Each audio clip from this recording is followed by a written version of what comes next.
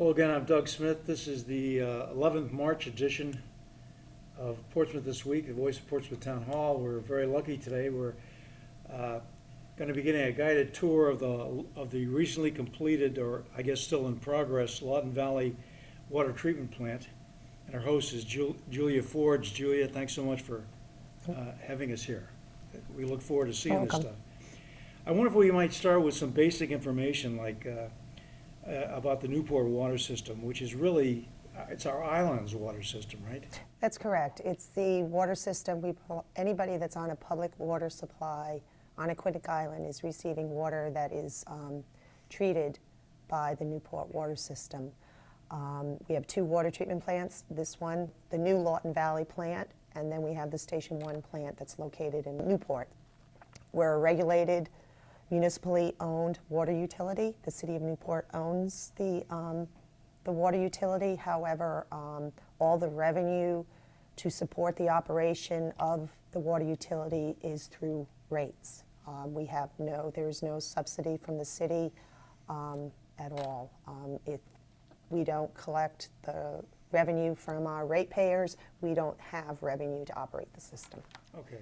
So essentially, it's everybody in the island except maybe some well. Anybody, yeah, as long as you're on a public water system. Our retail base is in City of Newport, Middletown, and we have a southern section in Portsmouth, the Redwood Farms, and actually the apartments across from the Lawton Valley plant. And then we sell wholesale to the Naval Station Newport and Portsmouth Water and Fire District. And all the rates, the retail rates and the two wholesale rates are set by the Public Utilities Commission. Okay, how many reservoirs and what kind are they? We have 9 reservoirs that are part of the Newport water system. 7 of them are located on Aquatic Island. We also own Nonquit Pond in Tiverton and Watson Reservoir in Little Compton. Okay, so 9 reservoirs, 2 treatment plants. Yes. Essentially. Now this one obviously I would think is much bigger. No, it's the larger plant is down in Newport. Really? This capacity, this plant is 7 MGD, the Station 1 plant is 9 MGD. Both plants can pump to each other. Oh, okay. They support each other. Wow, I didn't realize that because I didn't think the footprint down there was as big as this, but maybe that's because you're on this big reservoir, I guess.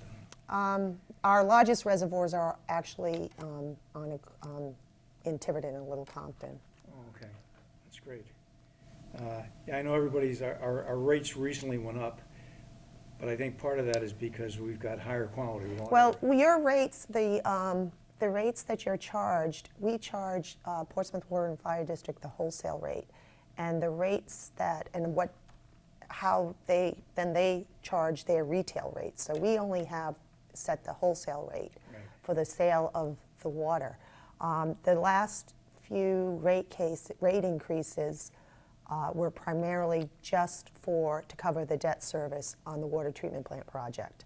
The city borrowed $85 million for the improvements. Station 1 has also been completely reconstructed, and then we built this new plant, and now both plants have the same treatment processes. They use the same chemicals, and that's so that we are only it's for standardization, whereas before we had 2 different treatment processes. Now our operators can go from either plant. So the last time the water utility, the Newport Water System's operating budget has been adjusted was in December of 2011. So the increases since then have been strictly to cover the debt service because we're now starting to pay the debt service on that borrowing. Yeah, and we understand from Bill McGlynn that the water's really in great shape when it gets to our homes now. So. Well, that was the goal of the plants. We did a lot of this. This process started in 2005. The city conducted a compliance evaluation, a comprehensive compliance evaluation of both treatment plants because we knew there were drinking water regulations that were coming into play. So we went through both of the facilities to see how they were meeting current drinking water regs and future drinking water regs. And the result of that evaluation was essentially it was in the best interest to replace the Lawton Valley plant. That plant was built in 1942 to try to rehab it with the treatment processes we have. It wasn't going to be cost effective. There were a lot of other issues with the facility. The basement was a confined space, so we were going to have to get another egress to come into code. HVAC, there were issues with that. So by the time we tried to renovate that building, it was just as cost effective to build the new one. And then because the Station 1 plant was newer than the 1942 plant, that one, it was just basically, while it was operating, they were dismantling treatment processes and reconstructing the new ones. A lot of our island is old, and we kind of end up inheriting the infrastructure and having to fix it. But I think we all should feel great that we've now got an up-to-date, modern, top-of-the-line water treatment system. Yes. I think Bill McGlynn had told us earlier that one of the issues sort of forcing this thing was the new regulations that were coming out that were more stringent on things like TTHMs, whatever those are. Well, that kind of goes back to what I said, the compliance evaluation we did in '05. We looked at all the regulations. And you're referring to the disinfectant byproduct rule, that we were in stage 1 in '05, and we knew there was the stage 2 was going to be coming into play. Obviously, our raw water quality is not the best. We're not like a Providence system where they have the Situate Reservoir or the Boston, who has Quabbin. We're protected large reservoirs that are watersheds that are protected. We knew we were going to struggle with a disinfectant byproduct rule based on the water quality we had. And so that was kind of one of the primary factors we were looking at, but there was a whole lot of other things we were looking at. Yeah, I would think too that a lot of these things are relatively shallow. Yes. You know, so Yep. there's not a lot of filtration that goes on in the ponds themselves No. until it gets to you guys. How long did it take to remove the old facility, and when will this be fully up to speed? Well, construction, the contract was awarded in January of 2012. Construction started around September, the first September of 2012. And you might recall, this is the site, this was where this new plant is located here in Morton Valley, is the site of the 4 million gallon storage tank. That hill, that was actually a storage tank that was constructed by the Navy. That was dismantled, and December of 2012, construction was underway. And this plant actually went online in production, where water from it is actually going into the distribution system on September 17th of 2014. The total borrowing was $85 million for both plants. This was one project. It was a design-build project. The team was AECOM venture. So the city borrowed $85 million, and the value of the construction of both projects was approximately $67 million. The balance between that was, we borrowed our funds. It was a subsidized loan through the Rhode Island Clean Water Finance Agency with the Drinking Water State Revolving Fund. And because of that, there's closing costs. There's also costs. We have an advisor that was overseeing to make sure that the joint venture constructed in accordance with their design. And then we have to maintain a debt reserve fund. And out of that borrowing, $1.8 million it was principal forgiveness for green technologies that were used, such as we're recycling water here after the filter backwashes, and some of the storm drainage system that will be conducted. So, By the way, let me introduce Charlie Peckham. Charlie's the, I guess, the supervisor for the whole system. yeah, he's the supervisor for the water treatment facilities. What do you kind of average per day generally in terms of water production or water treatment? It varies quite a bit between the summer and the winter. This time of year, between both plants, I think we're around 5 MGD. In the summertime, we can get up around 9 or 10 That's for both Both. systems? together, yes. So we're pretty much okay within our capacity for a Yes. while then? Yes. I think. That was part of, before we built the plant, we did have to do a demand study to support basically our supplies versus our demand, and we did the forecast, a 20-year forecast.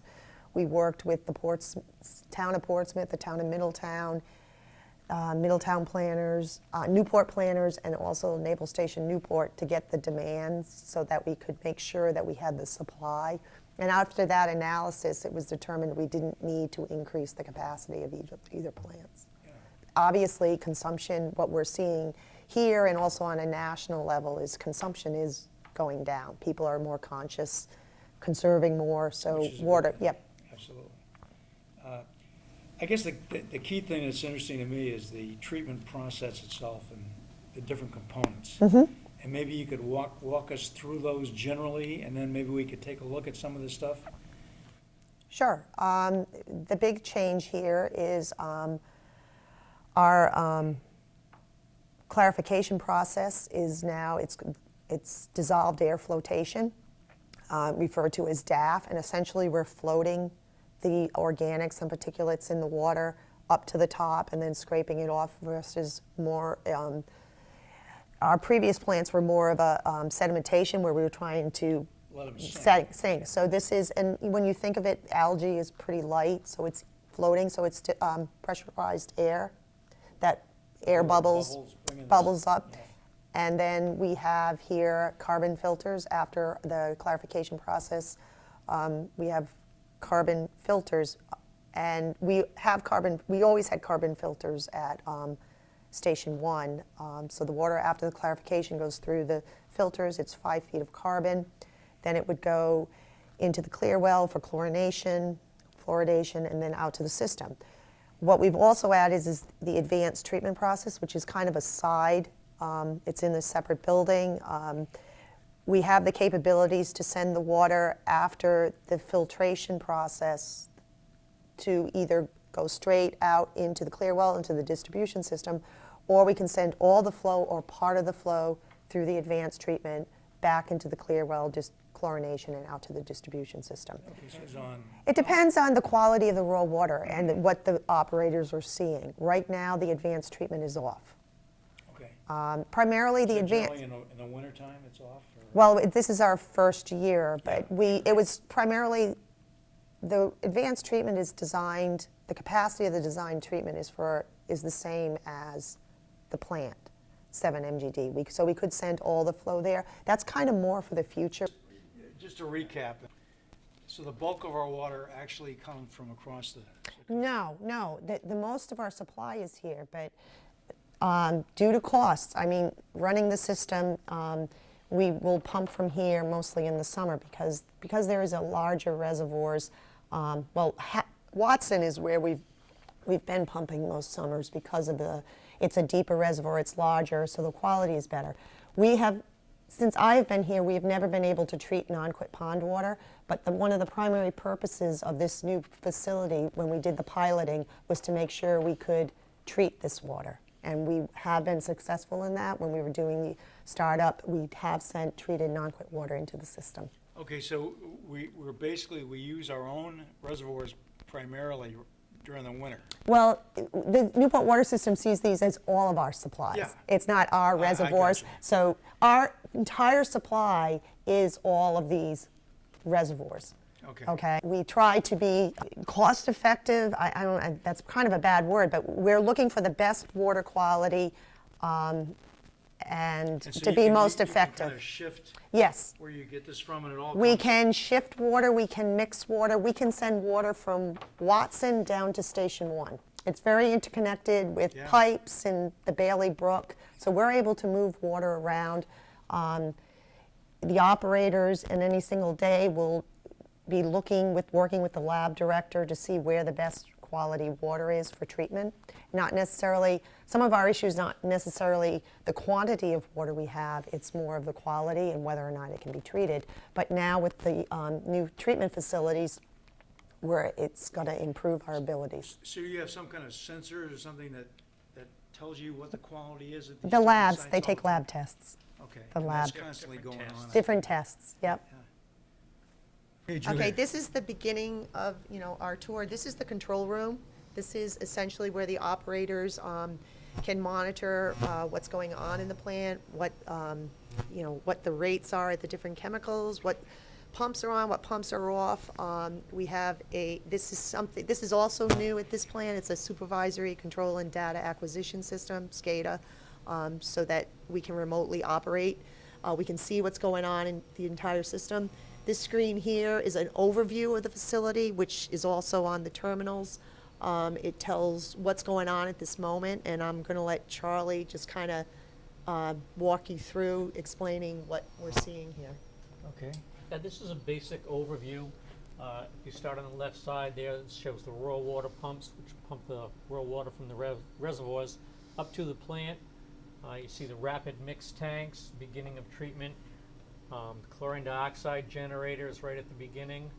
From there, water flows into the DAF basins, which is the dissolved air flotation, which is one of the main new processes we have here. After the DAF, water is flowed into the 4 filters, granular activated filters. We have 5 feet of GAC for a filter bed. From there, water flows into the clear well. High service pumps take the finished water, pump it up into the finished water storage tanks. We also have the advanced treatment vessels here. This is another form of granular activated carbon that we refer to as polishing of the water. We have many screens up here. This is, like I said, basic overview. You can hone in on the raw water, pumps, some analyzers that we have, different tests that we take. Shows our rapid mix tanks. Again, some more analyzers. There we go into the dissolved air flotation. We have 3 units here. This one and this one are online. You can see the motors are green, indicates they're running. This one is currently offline. We have, again, more analyzers with temperature, pH, turbidity. We check chlorine residual. And there we go into the filters. We have our backwash flow control to backwash the filters. We take finished water from the storage tanks to backwash the filters. We can send water to the clear well directly or to the post-filter absorbers, which is where we have the advanced treatment. Now, the filters, these are carbon Granular granules. activated carbon, right. And how do you clean those again? We backwash them with clean water. Okay, flush them out essentially. You send the water the up. other way. Yep. Okay. The post-filter absorbers, again, this is the advanced treatment. You can see they're all offline right now. All the valves are red. They're all closed. Our finished water shows the clear wells, the levels in the clear wells. Finished water pump. This one is running at 81% speed. Again, more analyzers. We track the water as it goes through the process. When different things change, add chemicals. All this stuff is also available on these local screens here for, you have somebody like on watch in here all the time? Yes, and if the operators happen to be away from this room, they're out working, there are alarms that go off that will signal throughout the building, so they can come back. If they hear an alarm, they can come back and see what it is. Yeah. Yeah, in general, both treatment plants are staffed 24/7, 365 days a year. There's 2 operators on the second and third shift. We obviously have the supervisors are on the day shift, but they're operated 24/7. Let me just ask you generally about security, because I mean, this is a prime utility. Right, that was one of the things that was incorporated. All the doors are locked. There is a security system, a camera system that we have that the operators can check all around. There's also gonna be a gate that's gonna you're gonna have to be let in to come up the road. As I previously said, it's not 100% complete. While the plan Yeah. is in operation, there are still parts of the contract to complete the site. And I presume you guys have like the Portsmouth Police Department or something on speed dial there somewhere, just in We've case. never had an issue, but we Yeah. have all phone numbers. And we're now in the, this is the lab at the Lawton Valley facility. This is where the lab director and the operators conduct all their tests. What we have right here, these lines are pulling off water from the different phases of the treatment train so that the operators in the lab can run tests to see the quality of the water, to make sure it's meeting points along the At each treatment stage process, in the at each process, stage. yeah. So then they'll know how to adjust, if any chemical adjustments have to be made or that. Yeah. Okay, this is the chemical storage area. Essentially what we have here are all the bulk storage tanks and the day tanks for all the different chemicals that are used in the treatment process that Charlie was talking about when we were looking at the overview screen.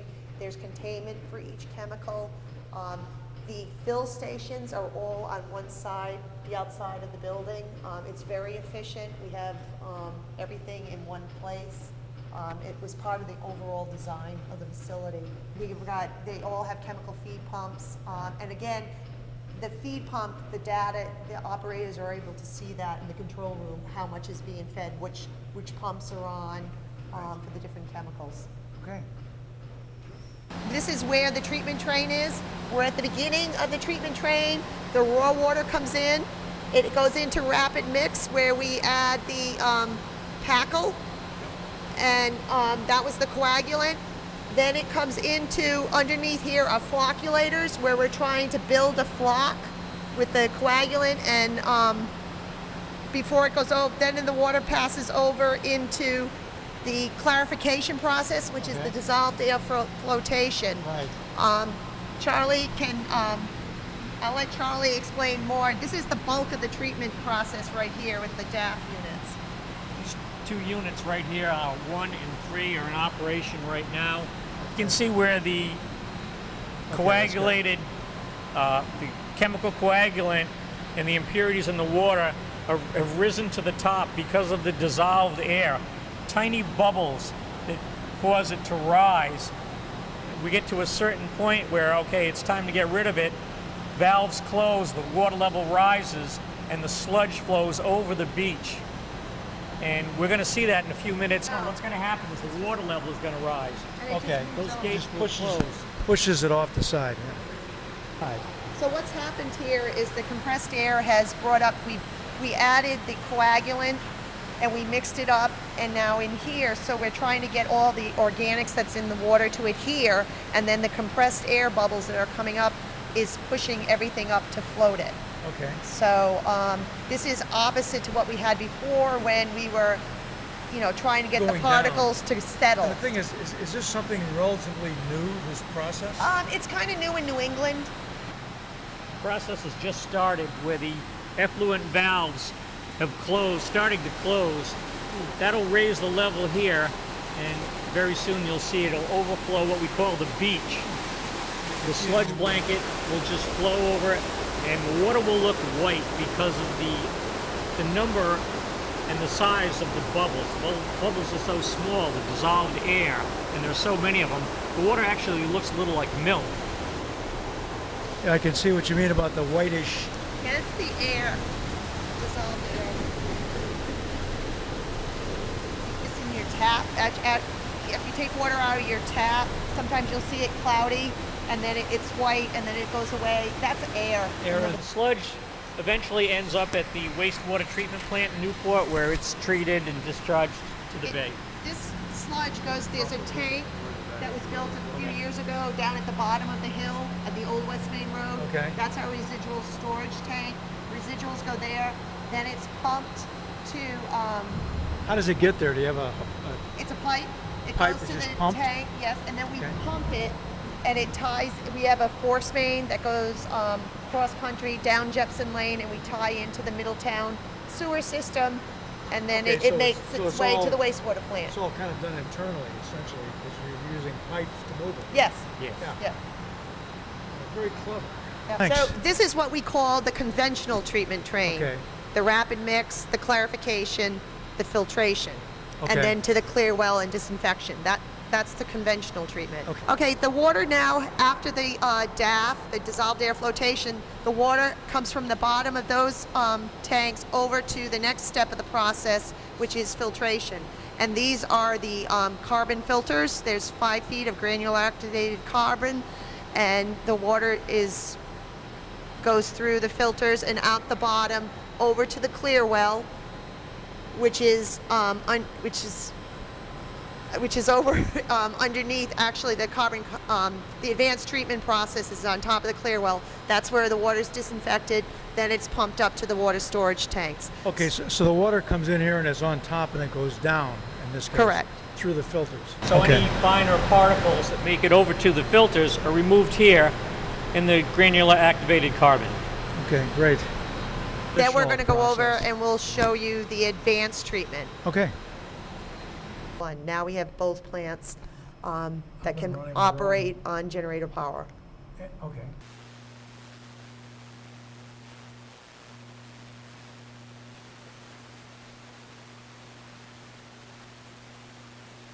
Okay. Okay, right now we're in the advanced water treatment building. These are the carbon contactors. There's 9 of them, and each contactor has 40,000 pounds of granular activated carbon. It's a slightly different carbon that is used in the other filters that the engineers and the designers chose for this polishing. Underneath us is the clear well. I talked about after the filters, the water comes to the clear well where it's disinfected, and it's then pumped up to those 2 water storage tanks. Or we can, instead of going all through the clear well, we can send some of the water through the carbon contactors and then back into the filters, into the clear well. So the most we've used when this went online in September is from September to about December, we were sending 50% of the flow through the contactors, and we use about, how many? 3 contactors was Okay, taken. now would this be based on the water quality as Yes. as your lab Yes, guys? Or? what we're trying to do is remove organics. And as we get into the fall, in the summer and the fall, especially in the fall when the reservoirs start to turn, there's a lot more organics. And sometimes it's not, they're really reactive organics, so we're trying to get as much of the organics out as possible so it doesn't react with the chlorine that we have to add for disinfection, which forms the disinfectant byproducts of the trihalomethanes. So